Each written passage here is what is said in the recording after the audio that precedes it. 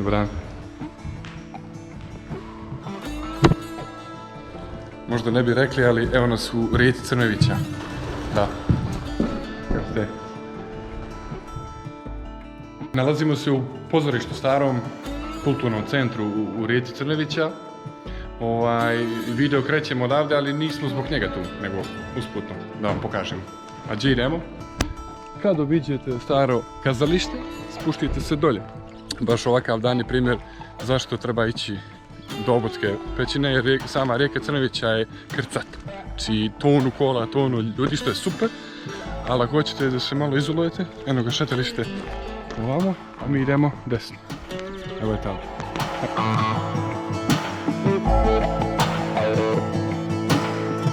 Put do stare hidrocentrale ovakav, prilično lagan, a kasnije ćemo vidjeti, ne bi trebalo da je teško.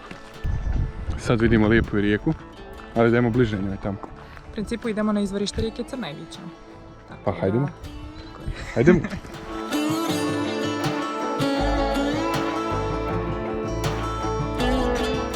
Evo nas kod stare hidrocentrale. Gledajte vi taj mlaz rijeke sam. Wow.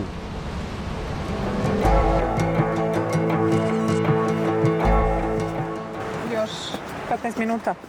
Od stare hidrocentrale koja ne radi već neko vrijeme, put postaje malo uži, ali nisu strašni, dalje je sve to ok.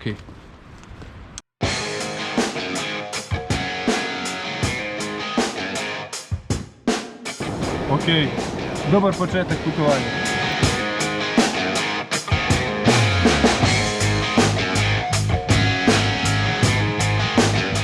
Wow, kakva objektčina. Za Obodsku pećinu tamo, jel? Hvala. Ovi objekti stare hidrocentrale čine ovaj put mnogo zabavniji, baš zabavniji. Zar ne? Cijeli kompleks je potpuno ludilo. Si mi to udarila sad? Udarila sam neku mugu. Evo je voda ispod.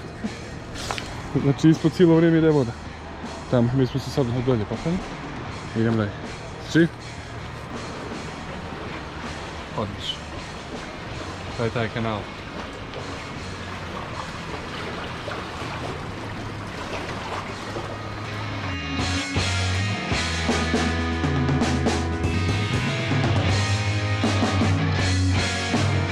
Kad stignete do samog ulaza, put postaje malo triki.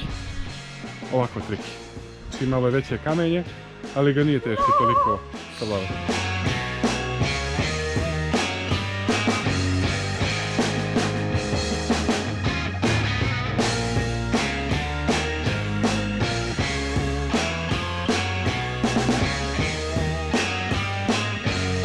Što znam, malo mi izvikana ipak. Mislim, okej je to, ali... Predobro je. Predobro je, ljudi. 10 stepeni temperatura manja. Imate tuš. I sve je dobro, sami tim je malo klizao. Malo klizao, evo istina.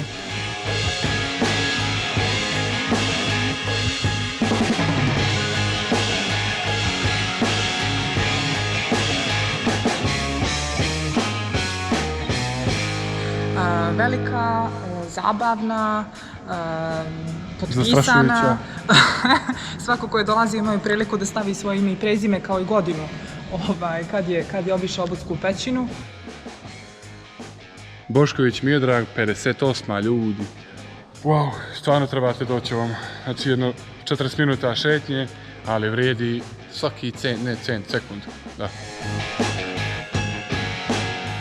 Idemo malo dolje sad. Gdje je voda baš divlja.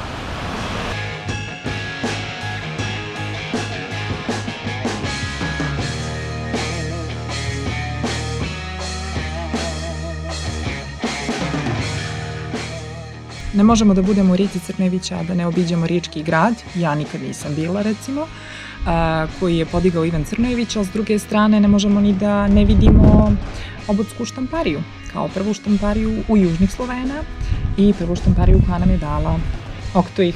To je štamparije nema, ali tu su ostaci.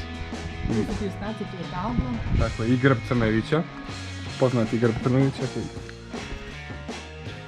Ono što je zanimljivo, što se i uči u školi, mada to i zaboravimo, jeste da ova štamparija je nastala prije štamparija u nekim razvijenim gradovima.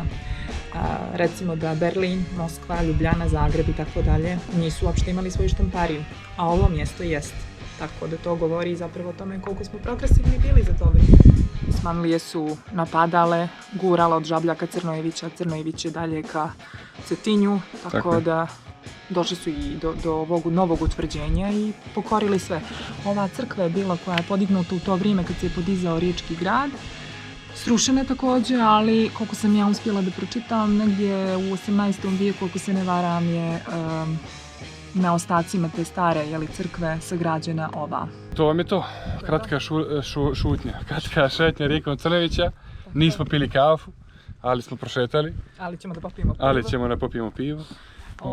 Tako da pratite nas za neke nove lokacije, like, share, subscribe, see you on Thursday.